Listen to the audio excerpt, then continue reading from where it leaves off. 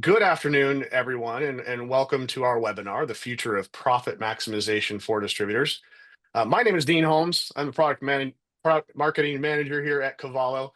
I have been in the technology industry for 30 years, serving customers, customer experience, customer success. And one of the reasons I'm here is because of the focus of this organization on their customers and how they can be successful. I have a few housekeeping items to mention before we get started today. You can expect about a 45-minute presentation followed by Q&A. Feel free to ask questions throughout the presentation. There's a little Q&A button at the bottom.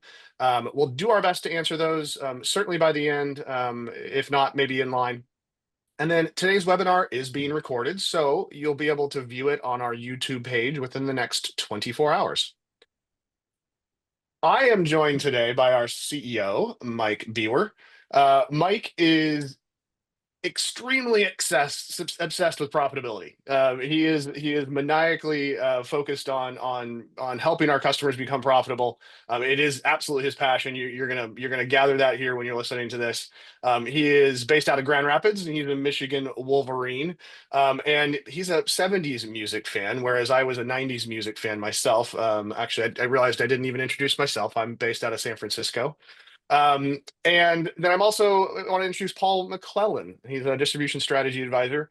And Paul is new to Cavallo in some ways, but also an old hat with us. He was a customer of us with lightbulbs.com. He lives in Minnesota, if you heard us in the intro as we were chatting, with his 9 children. And he loves technology, and he is an 80s fan. So we've got quite a few genres or periods of music here covered. I want to, start. We're gonna talk about how Cavallo's utilizes our unique science of profit to kind of shape the future of profitability for distributors. And we're going to start with an agenda here where we talk about the importance of distribution. We're going to focus on the power of profitability, the impact of the order, the science of profit, which I think is which will be a really cool part of this, and then the promise of Cavallo followed by Q&A. Now, this is going to be a discussion session here with Paul and Mike for sure. And one of my jobs is going to be reining these guys in as they get all excited about profitability. So if I'm cutting over top of these guys, don't worry. It's me trying to make sure that we don't go for about 4 hours. So with that, I'm going to kick us off talking a little bit about the importance of distribution. This isn't necessarily new news for anybody, but as we know, distribution, giant market, 83.8 trillion globally, 11.7 domestically, and about 330,000 domestic distributors. It's a giant, crucial, important industry. Whether you're distributing products between companies, B2B, B2C, this is as you know, as distributors, how important what you do is every day, and how crucial this industry is. It's also one of the industries that can have trouble with profitability. And Mike, the importance of this industry is one of the reasons that we exist. And I wanted to maybe give you a chance to kind of share a little bit more about our why. Yeah, I appreciate that. First of all, I want to point out that I said 70s music, and I wanted you to show your t-shirt so people can see. Oh, yeah. We've got our Stairway to Profit, 70s iconic band. Anyway, yeah, the same reason that you said you're here, Dean, is the reason I'm here. I am drawn to places that have, I'll say, big markets and big important problems to solve, a lot of underleveraged data. And what I found in this business was, it was founded by a distributor, classic distributor who, yes, I'm obsessed, and he was also obsessed with profitability. He had a goal to 10x his profit margins and work half time. And I'll talk a little bit about that today because he's a really good example of an advanced user of technology. And so we aspire to help our customers drive immensely more profit, become more competitive and more valuable. And I think that theme will come through as we talk about it in today's session. That's great. And you're always talking about the power of profitability. And when we were kind of preparing for this, you used a phrase that I really liked, and we've actually kind of focused on here today. It's that profit equals freedom. Can you explain a little more about that? Now you've got some bullets here. I'll fire off for you do you guys have a chance to kind of just chat about why you think profitability is so important for organizations like this? Yeah, I mean, at the end of the day, Profit is the ultimate metric. So I don't get credit for profit equals freedom. I said it recently.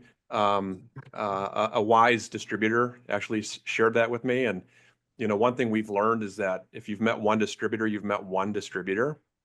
And so there are some of them that are insanely focused on profitability, and it shows. And so when I was speaking with one of these individuals a while back, I asked him sort of, what's the point? Like, what was the point for you? And within a nanosecond, almost before I finished my sentence, he said, it's freedom. He got pretty excited about it. It's freedom. Like, okay, let's talk about what you mean by that. And then we sort of unpacked it. And, the first bullet point here is it is the ultimate measure of health. It is the oxygen for a company. It's what fuels growth. And it does, to the next bullet, it ties directly to business value. So we recently, and this happens occasionally, where somebody approaches us and says, hey, I'm almost 60 and I realize I'm not going to keep doing this forever. I'm going to look to sell the business in 5 years or so. And I'm not positioned right now to maximize the value of the company. I need to focus on profit. And then they get serious about it. But you have to be committed to it. But at the end of the day, that the formula for business value is highly correlated to profitability. And when we talk about profit, I think it's really important to say, we're talking about sustainable, healthy, predictable profit, not what can I do to make this quarter's numbers look good and then kick the can down the road. A wise person said, if you continue to kick the can down the road, at some point you run into a pile of cans and no more road. And that happens. So that's not a good state. Freedom of choice. One thing I like to point out, and I'll go back to our founder for a second, is he aimed to work half time. He literally achieved insane results because he had the formula and built the technology around the formula to work 20 hours a week. He had that freedom. After he sold his business, he had the freedom to invest in the local community. He gives a lot back to the community. He's invested in a lodge for veterans. He's making smart investments. He's traveling the world because he can. He's doing a lot of these things because he created this system that allowed him to have freedom. It's fuel, right? Fuel for the freedom. Protect during shocks.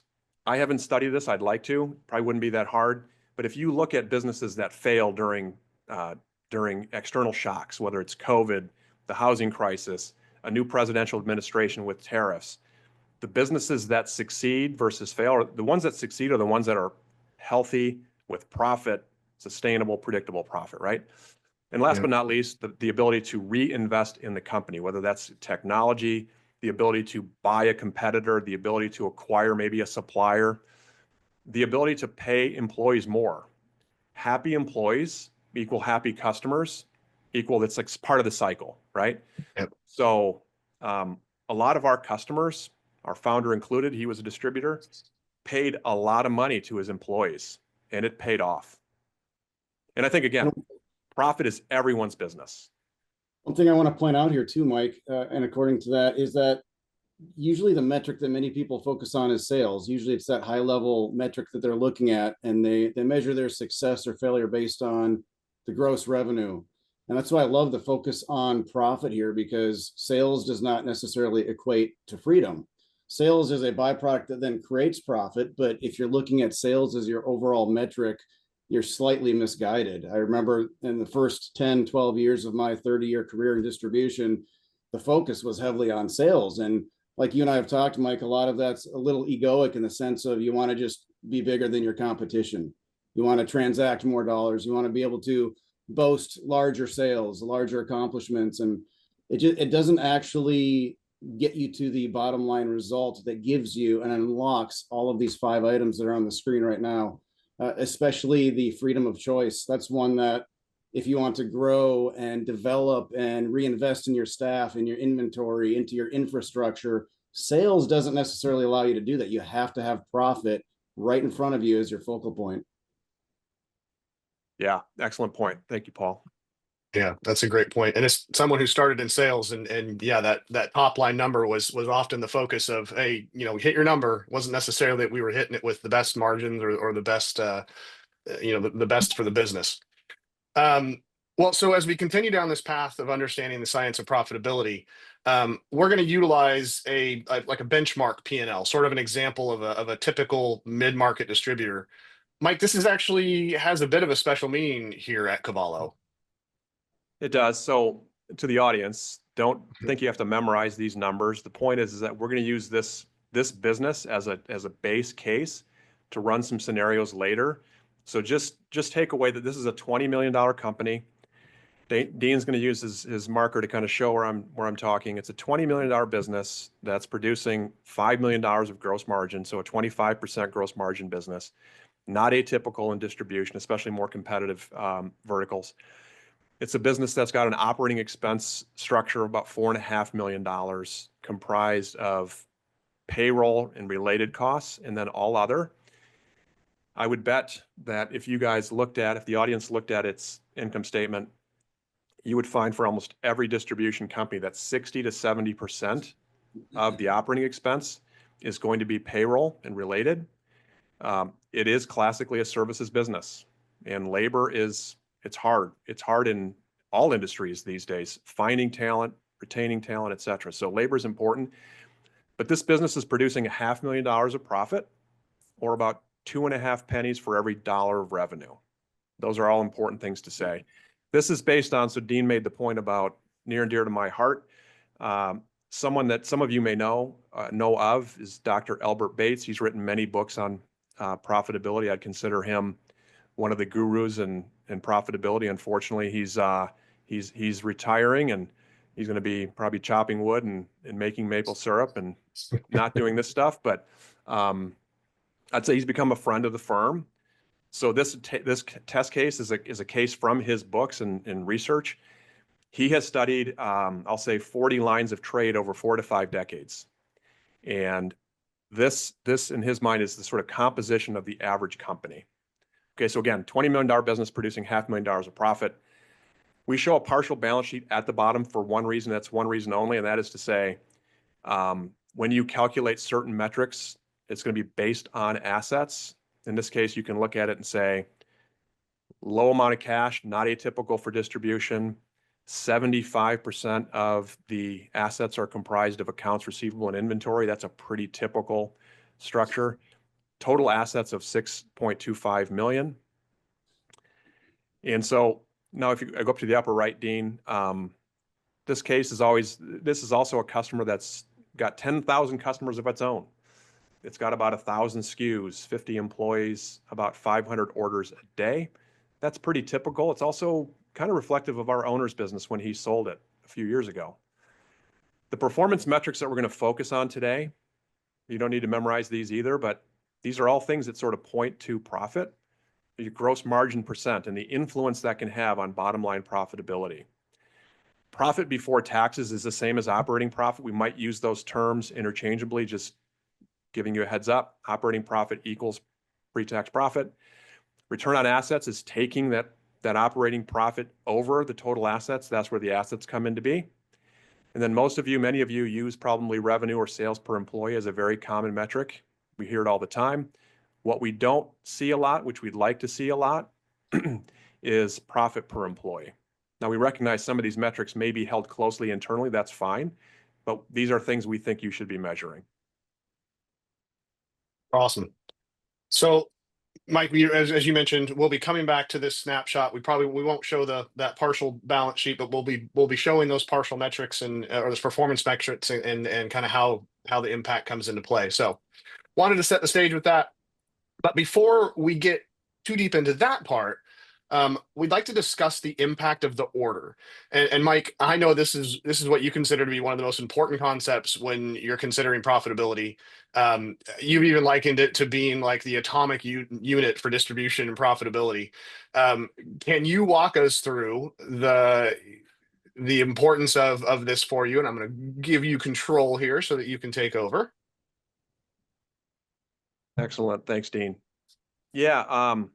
So back to the cases where you have super high performing distributors, they often have command of a couple things. One, the profit levers inside of the order. So part of the formula is about having command of the profit levers in the order. So I want to talk about that a little bit. And then as orders are sort of moving through the warehouse or warehouses on a daily basis at a high velocity, you have a lot of data. So having command of the data is a really, really important thing as well. So I like to use this very simple illustration to make the point. So if I can get the audience to understand that this upper left box, this green square, think of it as an order. And then what it's pointing to the right is 500 orders per day over the course of 1 week. That's literally 2,500 individual little orders. What that represents is a desire or pursuit of the perfect order. What the perfect order is, from a distributor point of view, is one that is maximizing profit. There's a metaphor that I like to use, which is you could think of an order as a bucket, and every single bucket has maximum gross profit or gross margin potential. And so what this represents here, Dean, is perfectly, green, maximizing profit orders. And each order's got a lot of data in it. You might have 50 data fields. Just look at an order and count the data fields. How many lines do you have? We have customers that have 100 lines per order. We have some that have 2, 3. And every order is going through a journey, right? It's got a number of touch points, and I'll come back to that in a bit. So this is the sort of thing we're striving for, right? But this is the reality, and this is based on what we hear from a lot of our customers, including our founder. So what does a 30 to 40% defect rate mean? What it means is any square that is red has left money on the table relative to the money that could have been made. And there are many reasons that cause that. But if you look at, so when I got our founder to think about things this way, we started to say, well, what's the cost? What's the cost of a defect? And if you do the average for his business, you could quickly see the difference between making $500,000 a year on 20 million versus making $2.5 million per year for a $20 million business. It was very easy to draw that straight line to that. So we're very focused on what are the things that are causing leaks in your buckets, right? So I'll move to the next slide, and I think I'll ask Paul to, as a distributor himself, doing this for 30 years, I think this kind of resonated with you, Paul. What did you sort of think about when you saw this? Yeah, for sure. I mean, when you talk about top line and you talk about an order, let's look at a $100 order. You keep the $100 that you transacted in revenue. Now, you may keep those $100, but you may not keep all of the profit that you started out with. And those are the things that can kind of erode the profit from the order over time. Previous slide refers to it as like an order defect. And I like to pay special attention to this financial category because a lot of them can be measured, or at least they should be measured. Mike, you and I have talked about how sometimes it's the painful stories that have the greatest value. And there was one several years back, 10, 15 years ago, where we were embarking and selling on Amazon. So we were taking our products, listing them on Amazon's marketplace. And over the first couple of years, we were thrilled by having several $1 million in sales, right? We focused on that sales metric, and we just kept churning out those orders, pumping them out of our warehouse. And it wasn't until a couple of years into this that we realized that we were losing money on freight on every single order, that Amazon's commission, the 15% off the top of the order and off of freight, was also adding to the defect rate on that previous slide, those red squares. Labor. A lot of these orders were really labor intensive, where we had to spend a great deal of time providing service and follow-up and returns. And so we had all of these different defects, all of these little items that were adding up and eroding from the profit. We kept the sale, we kept several $1 million in sales, but the profit was eroded. It was eroded because there was all these defects, all of these components and subtractors that we were not taking into account. And so you can look at this particular list and you can look at low margin. We absolutely had low margin sales to be competitive on Amazon.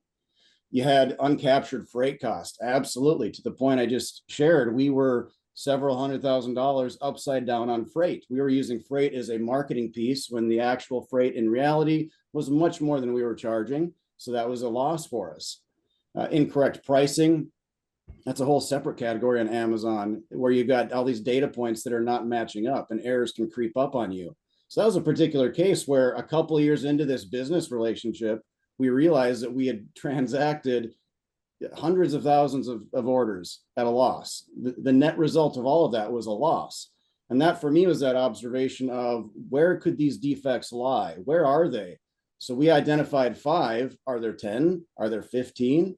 Where are all of these big gotchas that can exist in this pipeline from the point you get to the order to where when you ship the order? Like where could they possibly exist? And as you see on screen here, there's 4 different ways that we've categorized them. This profit is only as good as the profit that you keep.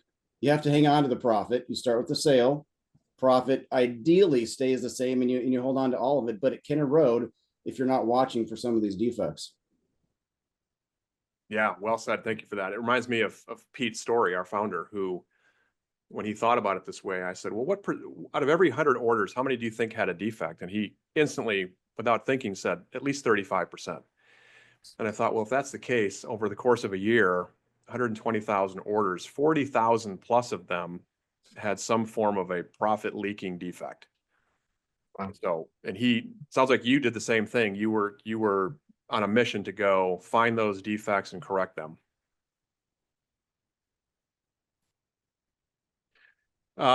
So the point I want to make here with this slide is that they add up, right? It's not just about defects in a day or a week. They add up over time if they're not corrected. So this visual here reflects 1 week turning into 52 weeks of defects. And so there are 2 things to the slide that I think they're important. One, these defects accumulate. They don't go away unless you make them go away. And then secondly, the amount of data that exists here, if you take the 130,000 orders and you multiply it by the number of fields in the order, the number of lines, et cetera, this actual math adds up to 1.3 billion data points. And what I get excited about with that is I get passionate and excited because this is the distributor's data. This is data that as a distributor should be put to use. It's a wasted resource. If not, it's a gold mine for those that actually put it to use. I may come back to the story, but we sometimes talk to distributors and they see some of the things that we're doing and they get quite excited. And then they have this realization of, oh, my data is in such a mess that this wouldn't work for me. And you want them to say, I guess I should fix that immediately. But sometimes they feel so overwhelmed by the state that their data is in that they end up not doing anything. And so we'll probably come back to this later, but one thing I would always suggest is it's your data, take advantage of it. If it's not clean, make it clean. You will be able to use that to your advantage. Okay, so if that's the actual case, this is what most distributors actually see or don't see, depending on how you want to look at it. Is the truth is, and I hope it's not the case for our customers, but the truth is that most distributors are flying blind. They actually don't know what's happening at the order level. Most distributors know if they made money or not at the end of the accounting period. So it's 10 days into the next month, and their CFO or their controller or their head of finance tells them, you made X dollars. It was more than last month or it was less than last month. Let's keep going. Let's keep fighting the fires every day. They don't really know. And as we all know, hope is not a good strategy. It's not a good winning strategy. Very true. So we've talked about the importance of profitability in general. We've talked about the importance of the order. I think now it's time to talk about science profit and how, the small changes that you make can have outsized impacts on your business. You talked about these metrics a little bit previously, and we're going to probably focus on gross margin a little bit more as we talk about some of the formulas that we like to utilize. But it's also, you mentioned the profit per employee, and you've kind of walked us through these importance. But before you jump into the formula, anything else you'd like to add onto these and how you think about them? No, I think just if you're going to start somewhere, start with the basics. We're actually really big on that sort of like that Kaizen thinking, right? Which is just do one thing, do it. Like if you're trying to improve your health, just take one step today. You'll probably take 2 or 3 or more. Mm-hmm. So in the case of metrics, I think our point is start with the basics. And there are many metrics, right? I actually see more companies probably use too many and they don't use any of them well. They're just checking off a box of metrics. And so these metrics are all sort of related in a way, but they all point to profitability. And so I think it's a good setup for kind of the next slide. Yeah, I'm gonna let you drive these ones here. Sounds good. Okay, so the Cavallo formula, Cavallo profit formula. As we've mentioned, we are quite obsessed with the power and the influence of maximizing gross margin at the order level. So this looks like a fancy formula. It does look that way, but it's not rocket science. We're not bending light. It just happens to be a nice way to express what is actually happening with gross margin at the order level. So it's basically the sum where each one of these from 1 to n is a line item in an order. You've got a price at the line item level, you have cost at the line item level, and you've got a quantity at the line item level. Obviously, it stands to reason that you want to maximize price and quantity and you want to minimize cost. And again, there is a literal theoretical maximum inside of every order. Imagine a world in the future where you could literally have dynamic pricing at the customer level. Every individual customer may be more willing to pay something than another, and you can literally do that. Of course, we know some industries already do that, but that might become more pervasive in the industry. So this is kind of, it starts with maximizing gross margin at the order level. So if I move to the next one, I'm going to kind of build on that. So if I've got gross margin maximized at the order level, how do I maximize gross margin overall? Well, I do that by taking this formula here that is basically the average gross margin per order multiplied by the average number of orders per customer during any given period. That could be a month, a week, a quarter, a year, multiplied by the number of active customers. That means customers that are buying from you in that same period. And then the big sort of finale of the two above is my net profit, my operating profit, my pre-tax profit. And by the way, I don't want to get rigid about whether you look at EBITDA, how you look at profit. We're focused on operating profit or pre-tax profit for a reason. It's a very good internally facing way to think about profitability. It's a very consistent way to look at profitability. But at the end of the day, net profit, operating profit is your total gross margin minus the sum of all your operating expenses. Labor, warehouse, which includes your building, lease, you may own the building, amortization, depreciation, your delivery or freight, and then all other. And so again, we think it makes sense to focus mostly on the total gross margin. And of course, you want to try to scale your business through orders, customers, and if you can, scale via the employees that you have. Dr. Bates actually gets excited when you can grow sales. Let's say for every dollar of sales that you grow, if you can grow your labor cost by 95 cents, happy day. We think we should aim for much better payroll wedge than that. And we've proven that. We get so excited when customers come to us and say, you know, I grew 75% over the last 2 years without having to add headcount. That's an amazing story, right? That's a much better story than I had to take out X% of my workforce because we're not a healthy business. So a good, healthy, thriving business can grow and scale and have a very large sort of sales to payroll wedge. So let's dig into some of the examples. We're going to talk about that P, that price at the order level.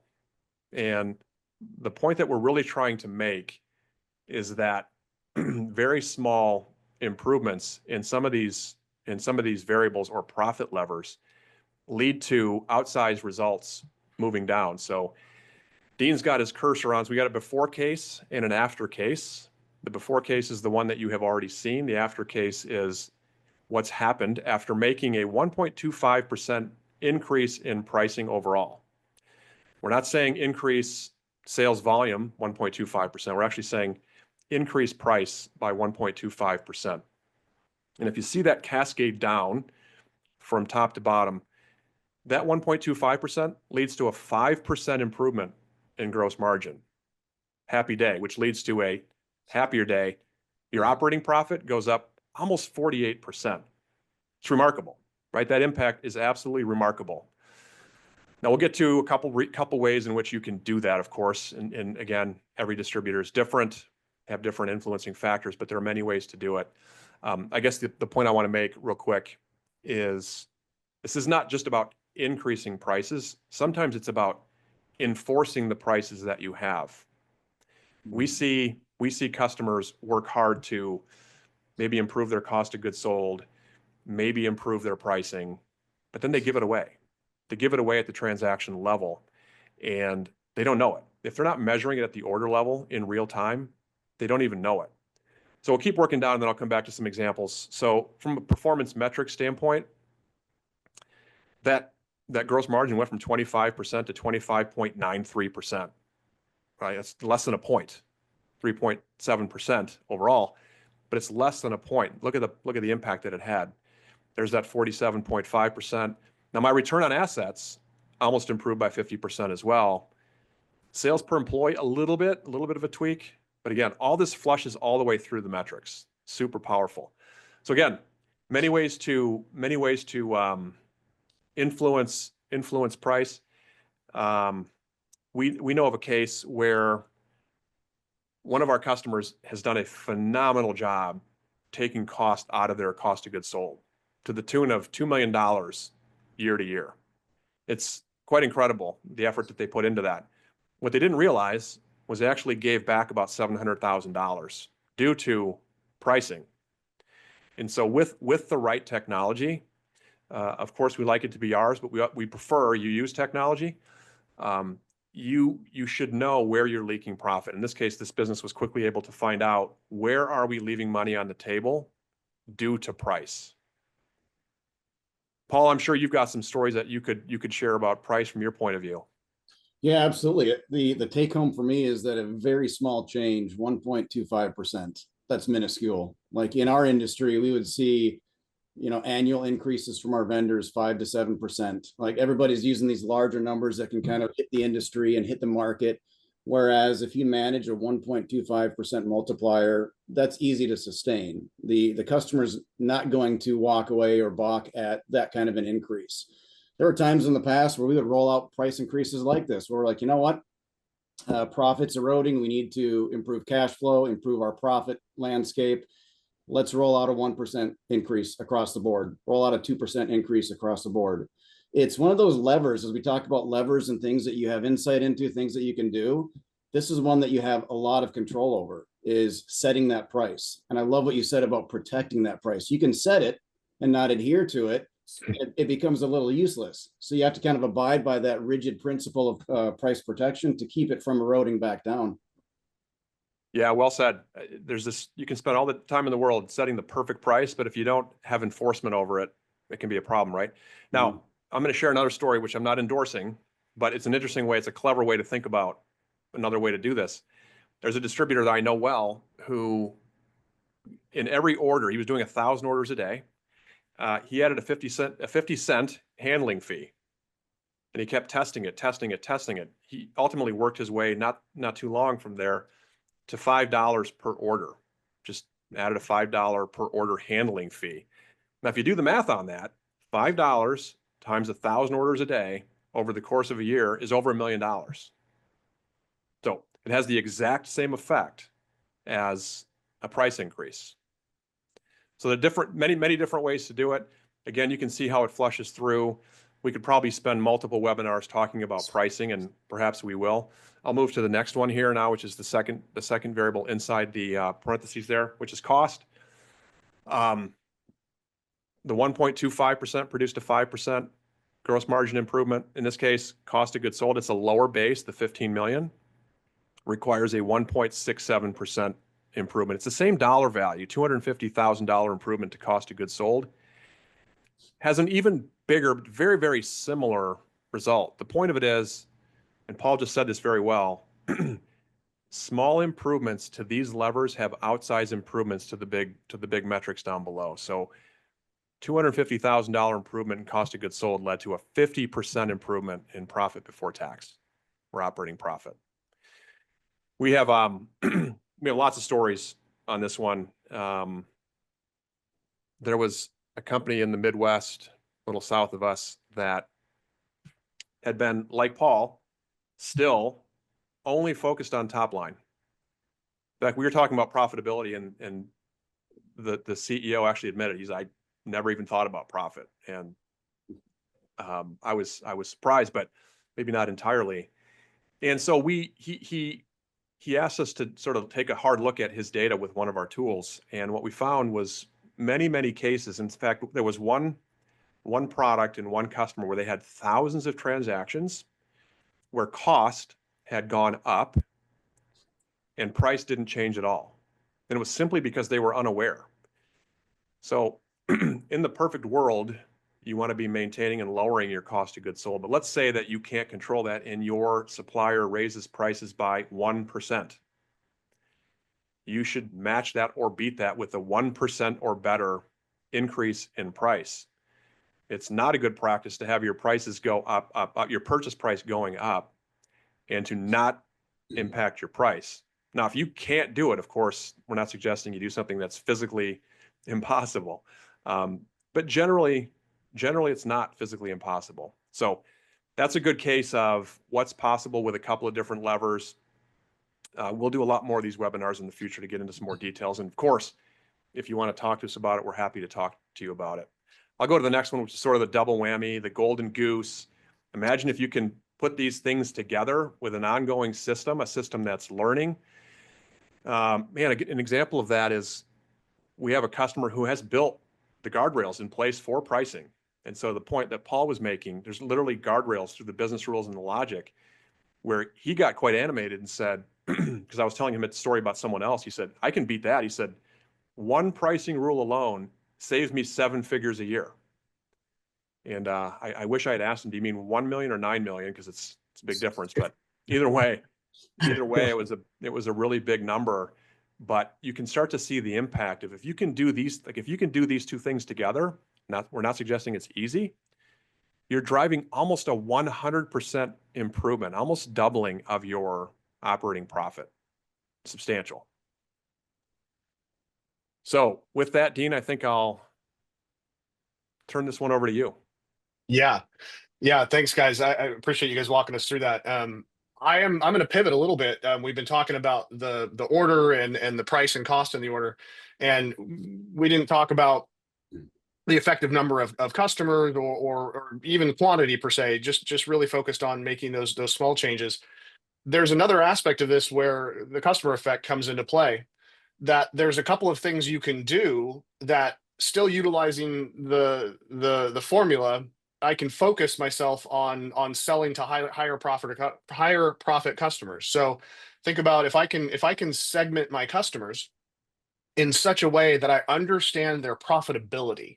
So I know, some folks maybe do segmentation out there. Maybe you do that, maybe it's once a quarter, maybe it's once a year. It's probably a highly manual process.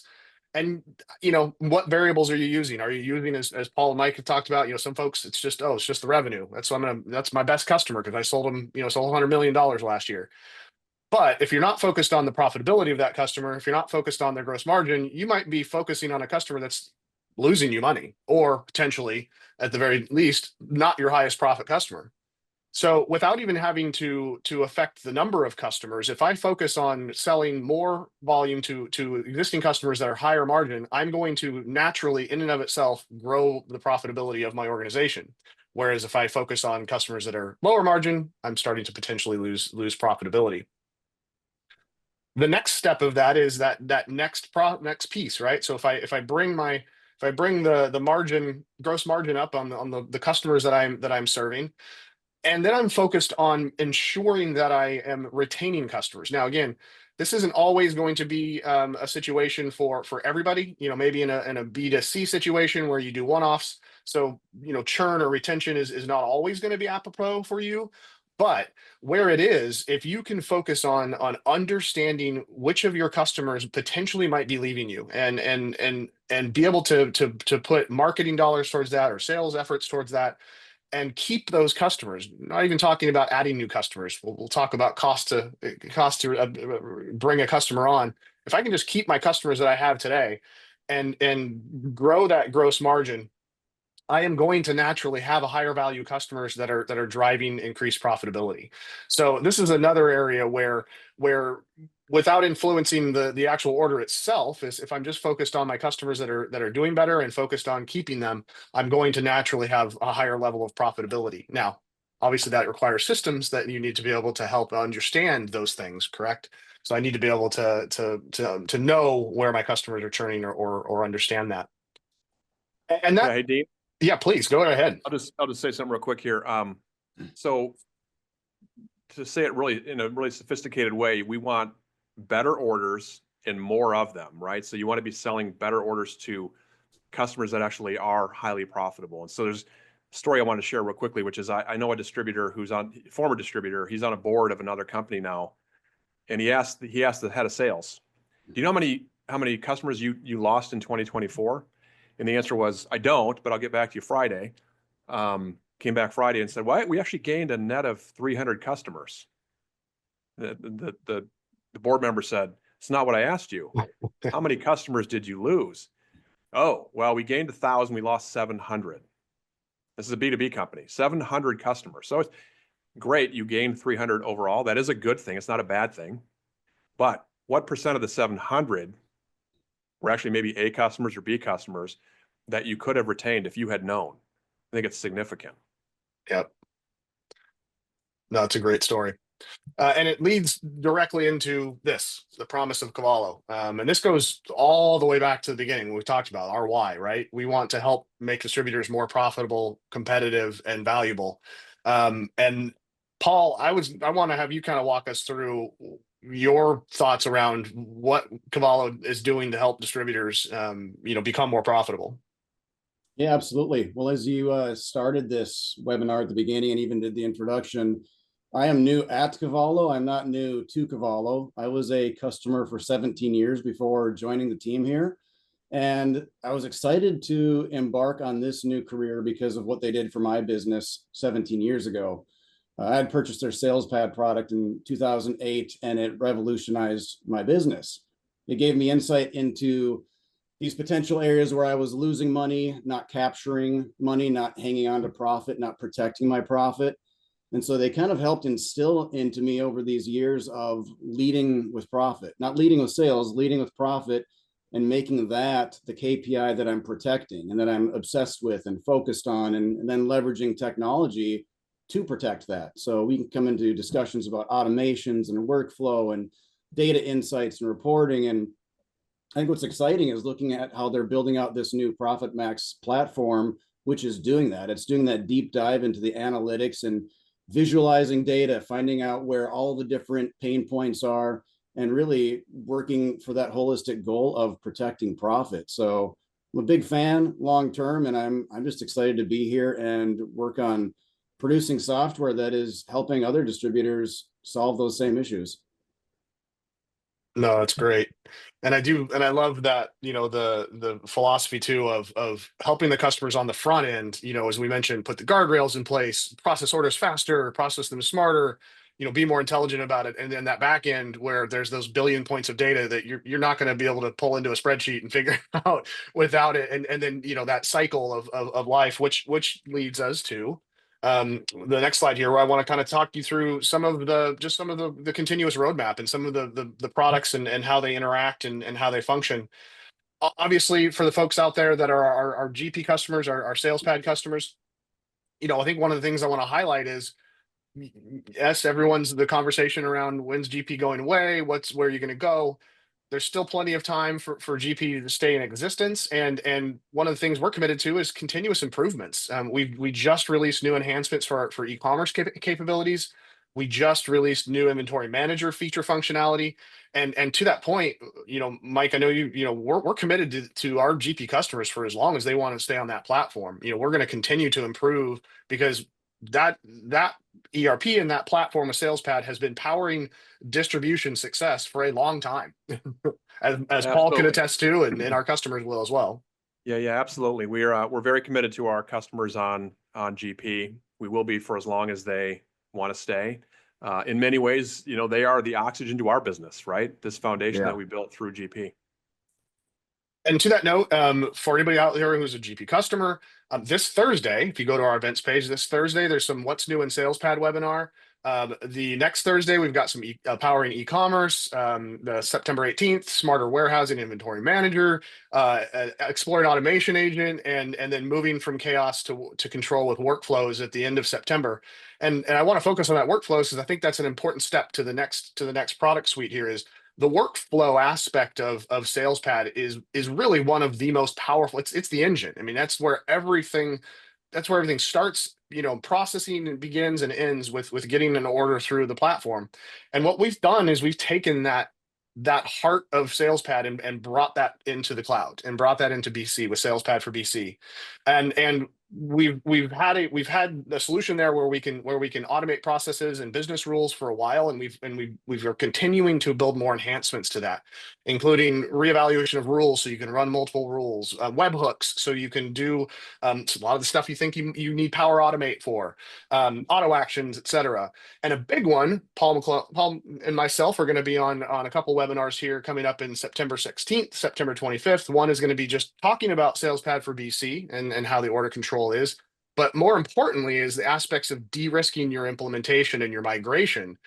So folks that are either on GP that are coming over, porting those workflows and automations over into the BC world, as well as anybody who is looking at BC or has BC in place, the additions and capabilities that SalesPad for BC can provide, I think are very, very powerful. Paul talked about Profit Max and how excited he is on that. Profit Max platform really is a massive engine for understanding your profitability. Again, taking all those data points in from your ERP, analyzing them, and showing you where potentially you've made margin, you're missing margin, you've got leaks, understanding where your customer churn and risk and their segmentation. And again, we've had just continuing to innovate with this, the new Ava Insights, where we're actually giving you your top 10 list of things that you could work on today. What if scenario generator? It's a little bit like what we walked through, where I can say I want to make slight adjustments in my pricing and my cost and understand how it affects my bottom line. And we've been improving the predictive churn algorithms and making them more customizable based upon your time to consider churn as an organization. And then finally, one of the new exciting ones that we're going to be talking about is the Profit Max platform for SalesPad. So this is very exciting, where we're taking those that information that we're building in Profit Max platform, specifically your churn risk, the customer segmentation, and then very soon item segmentation, and pushing that back into SalesPad for GP or SalesPad for BC to allow you to do things like use segmentation to prioritize items in your warehouse. I want to prioritize an A customer over a C customer because I want to get them the product as quickly as possible. They're a higher value customer. They have higher margins. I want to make sure they're happy. And then also utilizing churn risk and for campaigns. If I've got customers that have moved into churn, especially if I know maybe they're an A customer, I can start utilizing that to build into workflows that I can automate tasks to go out and make sure those folks are being successful. And we actually have a webinar for that on Thursday, October 7th, for folks that want to join that webinar as well. Okay, with that, I just wanted to highlight what's driving us as an organization are the predictions for the future, especially when you think about profit-centric distributors. The first of which is mastering that data-driven profitability, and it goes all the way back to what Mike talked about. Understanding the order and all the data points that are inside of that. That's going to be critical for organizations to truly be profitable as they go forward. As you get more and more data points, understanding and using those profitability metrics. Again, you don't have to understand them all. You don't have to utilize them all. Pick the one that fits you and pick the one or two that fit you and really can help guide you and be your North Star of, hey, how are we doing? Are we truly being profitable? Customer value segmentation. Again, I think this is going to become a bigger thing where, again, the segmentation has often just been on one or two metrics. we're utilizing 40 plus metrics to determine what this customer is value for you, and letting you know when people are moving in and out of it, so you understand when I need to make adjustments or when I need to talk to another customer or group of customers. And then finally, all of this comes down to the only way to make these things happen, especially in today's distribution world, is technology. Whether that's our technology or that's someone else's technology, ensure that technology is focused on profitability, and ideally that it's providing you with recommendations, automation, helping you to understand where you're having problems, and also stopping those problems from happening before you get there. So wanted to kind of run through that real quick. We're kind of getting close to the end here. We've got Q&A coming up, which is perfect timing because I actually got a question that's very apropos for this next slide. It said, thank you for all your great information. We do not go this deep when measuring our profitability. What would you recommend as a first step for us to take to dive deeper? Funny enough, we actually have a slide for you for that question that we can provide for you. So we prepared this. Mike, I'm going to go ahead and let you drive again. We have about 10 minutes till the hour, 9 minutes to the hour. So we're going to probably have to go through these relatively quickly. I think I got another couple questions that might come in. So I'll let you rip through these and have at it. Sounds good. And I think Paul may help with some of these as well. Great. So, I think about like, where is the best place to start? One of the first places is actually make a commitment to profit, right? That's super important. I think you're kind of highlighting the world today, for me, feels like it's more competitive than ever for so many different reasons. So focusing on profit may be the difference between winning and losing. And distribution is actually the perfect game from a gamification perspective, right? Like it's the ultimate game where winning equals profit. So are you reviewing your current metrics? Paul, feel free to jump in here if you'd like. Are you benchmarking? Do you know where you stand relative to the benchmarks? And by the way, there's a lot of really, really robust publicly available data. It's very hard to find unless you know someone who knows the tricks, but like US Census data, you can literally find for every single vertical in distribution, a basic P&L, gross margin, net profit margin. It's all there. Are you looking at that kind of data? Paul, I'll let you take a couple of these if you'd like. Yeah, absolutely. I mean, going back to the first one, here's 3 words that I want to leave with people that are watching and listening, and that is lead with profit. Have that be your first metric, the metric that you start with. Don't start with sales, start with profit. Lead with that metric, and then build everything else against that. As we get into the granular levels here, seeing the margin, profit, loss, defects per order line item, that's a crucial one. You need to capture data, you need to report on data, and then act on data. At the beginning here, we alluded to the fact that, Mike is obsessed with profit. I am obsessed with technology, and it's the combination of the two marrying together that's going to give you things here. We're going to go through 10 things here. Start with 1, start with 2, start somewhere, right? Right. Yeah, that's right. Yeah, so make the commitment to profit, as you said. Lead with profit. I like that. Maybe we'll trademark that, Paul. Know where you are in your core metrics, and understand where you're leaking profit today. And again, back to the point I made earlier about your data. You have to have good, clean data. You have to have technology. There's not a BI tool in the world that can actually tell you where you're making money and the root causes. You need smart data science, engineering-minded people to do those things. But I think we're going to leave a copy of this with the audience, Dean, so you guys can use these questions in the interest of time. What other questions do you have, Dean?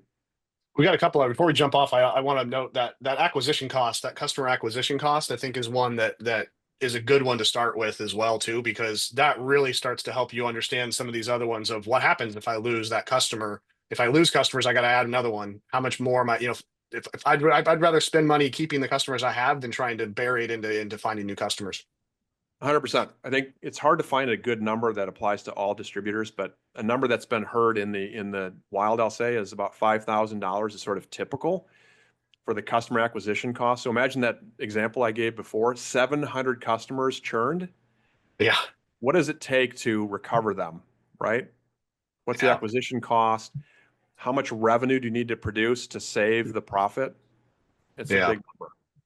Yeah, and Dean, I want to give you something practical here too. I mean, we got it at a high level, kind of a holistic point of view on that previous slide, but here's something practical I think people can take with them, and that is follow the life cycle of the sales order from infancy, from creation up until the time that it doesn't just ship, you pay for that shipment, you pay for that bill to FedEx, to UPS. Follow that order and look at every possible trail that it could go down and document every trail and every what if scenario. And then you can kind of create an architectural document on here are all the potential issues that could arise. Because again, knowledge is everything in this. So just take a typical order, like look at it from a call center, from an email, from your website, from online marketing, and follow it all the way down to when you pay for that delivery and the order is done. And how many 20, 30, 50 types of metrics and concepts are involved in that things that could go wrong. And that's like knowledge is power, right? Knowledge is everything. Start by documenting that order path. Hey, if I just may, Awesome. real quick, Paul, that was a great suggestion. There's actually an article, it was in the HBR many, many years ago called Staple Yourself to an Order. It'll actually walk you through just kind of what Paul said. It's so good. The idea is if you want to know what it's like to deal with your business, staple yourself to an order. Yep. Yeah, it's a good call. I've got a couple of quick questions here. We got a couple minutes. Hopefully we can get these in. What's the number one area where you see customers losing the most profits? I mean, I can take a stab at that. I think it actually does depend. So this idea of if you've met one, you've met one. Yep. It really does depend. I've seen them on both sides where they're working hard to take cost of goods sold out, but they're not thinking about price. They don't have the controls in place. I think probably the biggest area is in fact price enforcement, where you don't have controls in place. And maybe it's because you're focused on top line and right, just getting the deal done, just getting that incremental sale or sales leads to being, I don't want to use the word sloppy, but maybe less careful about price enforcement. So you're maybe giving away. I think that's probably the biggest one. You know, I would think maybe too, a little bit of this is just how we've done it. So, you know, it's not even knowing that we could be more profitable is a little bit, I think too, of that. Well, that's 100%, right? Like there's so many people who are quite comfortable just where they are. Yeah. And I just want to, I can't stress enough that our owner figured out this formula while working half-time. He literally woke up every day and his wife said, "Are you hunting, fishing, playing golf, or working today?" So he achieved these insane results while working 20 hours a week. All right, we got another couple minutes here. One last question I think we can fit in. Can you share an example of how the ProfitMax platform has impacted your customers' profitability? I think we probably all have some stories there. We've got one case that comes to mind is a customer that uses our churn prediction model that monitors whether a customer is sort of actively buying, they've become stale, they've become at risk. And so the instant a customer moves from a stale status to an at-risk status, it triggers automation of say an email to the sales team. Because a lot of sales teams struggle with what should I prioritize today? Well, that ought to be the list you prioritize every single day. And this business has actually run marketing campaigns off of this to drive significant results. Ultimately, I see it actually triggering workflow like, hey, submit an offer automatically to that customer that reflects the last thing they bought 201 days ago for an X% discount. Like there's a lot of ways we can influence workflow, but that's a case that we've seen a few times with our customer base. All right. Well, we are almost at the top of the hour here. Great job, guys. We got it right on time. I want to thank Mike and Paul. This was amazing. We hope for those of you out here that stayed with us, we hope that you join us for future webinars. Go to our events page on cavallo.com, send me to our events. You'll be able to register for those upcoming webinars that I talked about, as well as view past webinars, including this one here. If you would like to explore your organization's specific needs, you have further questions, if you're a customer of ours, contact your account manager, or you can send an email to marketing@cavallo.com. Lastly, there will be a short survey when you exit the webinar. We would love your feedback, and thank you for joining us, and everybody have a great day. Mike, Paul, Everyone, thank you so much. thank you.